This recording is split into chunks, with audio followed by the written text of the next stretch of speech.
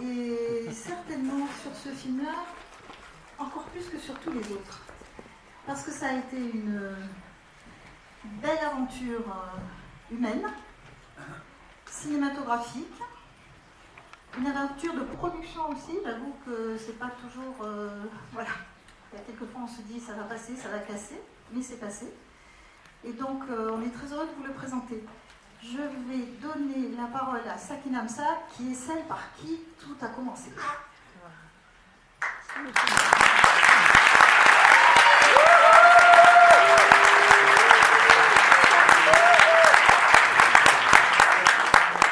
Merci beaucoup, bonsoir.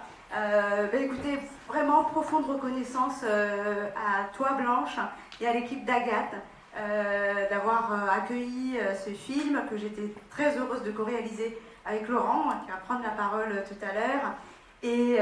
Mais pour moi, je pense que je vais plus vous parler de l'émotion que j'ai eue en arrivant dans cet endroit et de la générosité que j'ai rencontrée. J'ai essayé d'y aller en n'y amenant pas de pathos, mais juste bienveillance, écoute et reconnaissance, parce qu'elles n'étaient pas obligées de me recevoir de cette manière. Elles m'ont accueillie, elles ont ouvert vraiment leur confiance, leur colère aussi.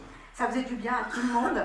Et ô combien finalement la mode, que j'adore, moi je pense que la mode c'est le désir, que les désirs mènent à l'illumination, et qu'on a essayé vraiment de ramener dans cet endroit la beauté.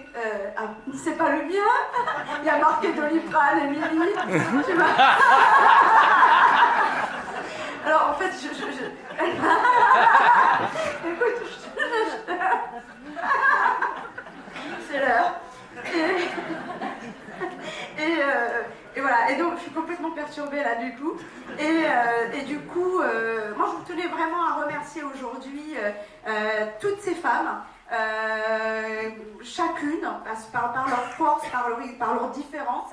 Et surtout remercier Marion, je pense qu'elle est là. C'est le seul institutionnel que je remercierai parce que Marion du SPIP, je sais pas où es-tu Marion, je veux juste voir que tu es là. Hello. Yeah. Voilà, sur tes frêles épaules, tu m'as accueillie depuis des années, ça fait maintenant 7-8 ans que je vais à Fleury-Mérogis. Et évidemment remercier toutes les filles, je ne vais pas citer des noms pour ne pas faire de jaloux, mais je vais juste citer une personne qui est Marine, Marine qui est partie, qui est une des détenues à laquelle j'ai envie de dédier ce film, parce que c'était très fort. Et voilà. Bon, vous verrez dans le film. Et puis, voilà, j'ai ma petite liste. Je vais juste emprunter mon téléphone parce que j'ai envie d'oublier personne. Je suis désolée, Émilie. Alors, donc... Je voudrais juste, ça prend 2 secondes, remercier Nelly, Titi, Jessica, Vincent Gilles, Valéria, Nacera, qui est là aujourd'hui, elle c'est Nacera Gormi, merci beaucoup, les détenus, et puis Thomas Letellier, pour ce qu'il sait, à qui je voue une profonde reconnaissance parce qu'il a été smart, et qui est celui aussi qui m'a accompagnée la première fois que j'avais ce rêve de ce film. Voilà, donc je vous souhaite une belle soirée. Et je laisse Laurent poursuivre.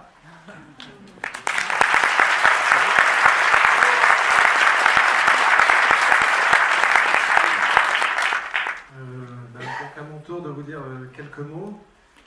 C'est vrai que ce projet est assez particulier, assez original, dans le sens où, en tout cas pour moi, j'ai beaucoup fait de films dans des grands espaces ouverts, et là on était dans un espace très fermé. On avait le droit de filmer à tel endroit et pas à tel autre. On avait le droit de filmer tel personnage et pas tel autre. À part Sakina, donc Blanche et Yves, qui est là, m'ont fait rencontrer.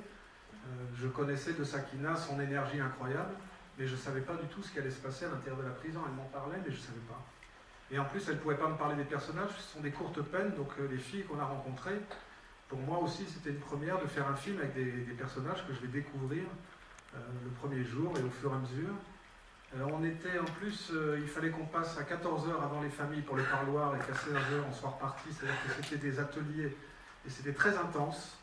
Donc on s'est posé la question avec Blanche, est-ce qu'on ne met pas plusieurs caméras mais on risque de se gêner. Donc heureusement j'avais Étienne qui est avec moi Étienne, il n'a pas de problème d'ego quand il travaille avec moi. Il peut à la fois être mon assistant, mais il fait des plans magnifiques aussi. Pendant que je filmais les ateliers, lui allait faire les plans de l'univers carcéral, parce qu'on a vite tendance à oublier, quand on voit ce que fait Sakina avec les filles, qu'on est dans une prison. Il fallait quand même pas l'oublier tout le long du film. Donc c'était ce travail que j'ai pu faire grâce à Étienne.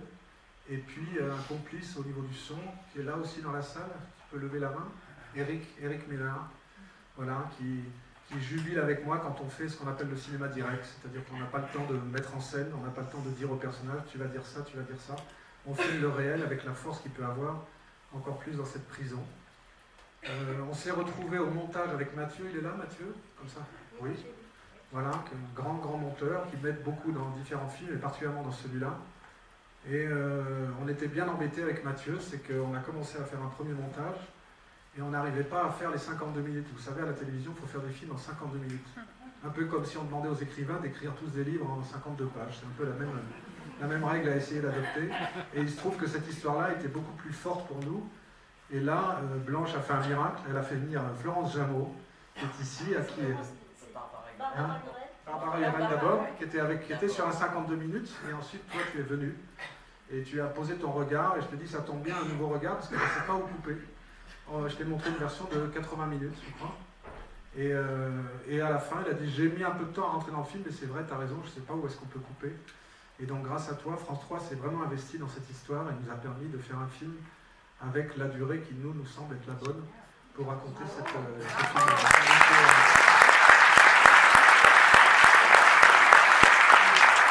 J'ai envie de souligner, parce que c'est quelque chose d'assez rare, d'avoir le regard d'un diffuseur, puisque tu représentes le diffuseur, et qui ne vient pas nous dire là, le spectateur ne va pas comprendre, il faudrait mettre un commentaire, parce que souvent maintenant à la télévision, on vous demande de dire d'où vous venez, de dire où vous êtes et de dire où vous allez.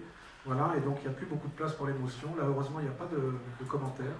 Et donc je pense que vous allez être en immersion, en direct, en cinéma direct, dans cette prison de Fleury-Mérogis, où effectivement sont sortis des personnages autour de toi, tu as su les révéler, tu as su les mettre en lumière. Voilà, donc on en parle pas. Donc je n'en parle plus, j'ai assez parlé, et donc je passe la parole à Florence.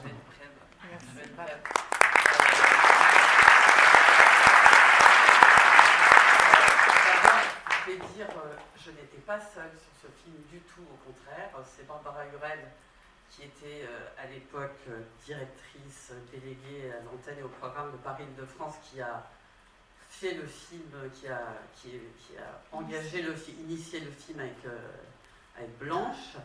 Et ensuite, Blanche est venue me voir. Et avant de m'engager, je suis allée, je crois, en salle de visionnage. Voilà. Ils étaient déjà en montage. Effectivement, j'ai trouvé qu'il y avait dans ce film des femmes de ce film, grâce à Sakina, qui est une petite femme et une grande dame, qui a cette puissance, cette capacité à faire sortir la vérité et la beauté des gens qui sont en face d'elle. Et j'ai été très très très émue par ce visionnage. Et effectivement, il semblait que ramener ça à 70 minutes, à 52 minutes, ne laissait pas la possibilité à la chose de se faire, de jaillir comme ça. Ces femmes, au fur et à mesure qu'on avance dans le film, dégagent quelque chose de tout à fait incroyable. Et je dois dire que, autant pour l'Heure D, moi je suis responsable de l'Heure D, qui est une case de films d'auteur sur France 3 nationale, qui sont des films qui sont faits avec les régions de France 3, toutes les régions de France 3, qui est une case saisonnière, on est diffusé en été. Je dois dire que Barbara n'a pas hésité non plus à prendre 70 minutes. C'est plus compliqué pour les régions de faire des films plus longs que 52 minutes, mais elle y est allée aussi. Et voilà, et le film sera diffusé le 8 avril sur France 3, Paris-Île-de-France, et cet été dans l'Heure D, mais je n'ai pas malheureusement encore de date à vous donner. Voilà, donc on va essayer. Je vais faire très vite parce que sinon on va se faire éjecter avant la fin du film. Effectivement, je vais faire très vite des remerciements parce que c'est vraiment, ça a été des rencontres. Les gens du SPIP et de l'administration pénitentiaire sur ce film, ils ont toujours été des facilitateurs. Dans un contexte difficile, avec des contraintes, avec tout ce qu'on peut imaginer, mais jamais personne ne nous a dit non. Jamais. Et ça, c'est quand même à souligner. Je veux remercier aussi les détenus et leurs familles. Certaines sont dans la salle, certaines le verront autrement, mais voilà, il y avait une belle confiance et je crois qu'on a essayé dès le début de bien leur expliquer ce que ça impliquait de se laisser filmer.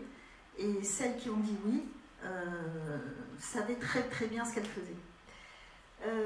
On a parlé de Barbara et du regard de Florence, hein, effectivement de la rareté, de cette liberté qu'on nous a laissée, et c'est tellement bien qu'on en a usé, j'espère, de bonne façon. Moi, je voudrais remercier Yves Madja qui m'accompagne depuis des années dans des aventures un petit peu extrêmes, mais on arrive toujours à s'en sortir, donc ça veut dire qu'on va faire une bonne équipe.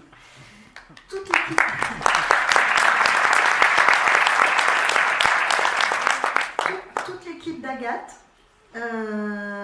Il y a Julie et Aurore qui sont dans la salle, je ne sais pas où elles sont cachées, elles sont là, qui ont organisé cette projection, mais aussi plus largement toute l'équipe administrative qui... Un film, s'il n'y a pas de comptable dans une boîte, ça n'existe pas. C'est aussi bête que ça. Et donc, c'est aussi important. Et enfin, des soutiens qui font qu'en France, on a la chance de pouvoir continuer à faire des films d'auteur ou de création. Je ne sais pas ce que ça veut dire quand c'est des films pas d'auteur ou pas de création.